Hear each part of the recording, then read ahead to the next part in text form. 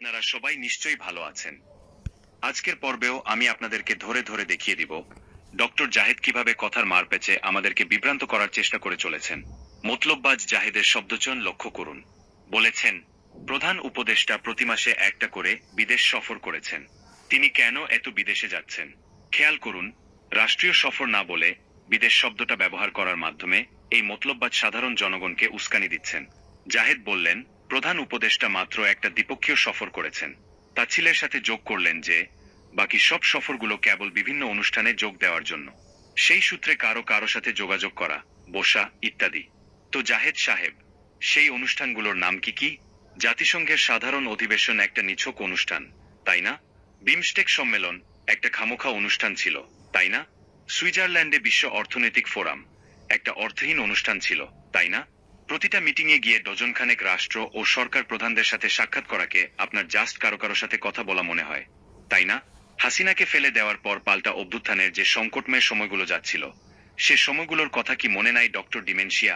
2024-এর সেপ্টেম্বরে জাতিসংঘের সাধারণ অধিবেশনের সময়ে বাইডেনের সাথে সাক্ষাৎ এর রাজনৈতিক তাৎপর্যের কথা কি মনে নাই আপনার? 85 বছর বয়স্ক একটা মানুষ প্রতিটা মিটিংয়ে 50 সাইডলাইন সভায় অংশগ্রহণ করে দেশকে এগিয়ে নেওয়ার চেষ্টা করছেন। তার এই সামর্থ্য ও ডেডিকেশন সম্পর্কে মূল্যায়নের সামর্থ্য কি আপনার অতি সংকীর্ণ মনের আছে? চায়না সফর, কাতার সফর এবং সংযুক্ত আরব আমিরাতে তার সফরে বিনিয়োগ, জ্বালানি চুক্তি ইত্যাদি গুরুত্বপূর্ণ আউটকামগুলোর কথা আপনার মনে থাকবে না।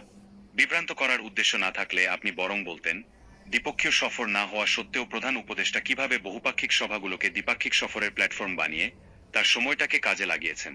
কিন্তু সেটা করবেন না, বা পারবেন না। বিএনপির চাটুকারিতা আর গোয়েন্দা সংস্থার লেজ ধরে বেঁচে থাকতে গেলে বস্তুনিষ্ঠ বিশ্লেষণ করা সম্ভব হয় না। জনাব বুদ্ধিজীবী, আপনার কাছে ফলপ্রসূ বৈঠকের সংজ্ঞা কি সেটা তো জানালেন না।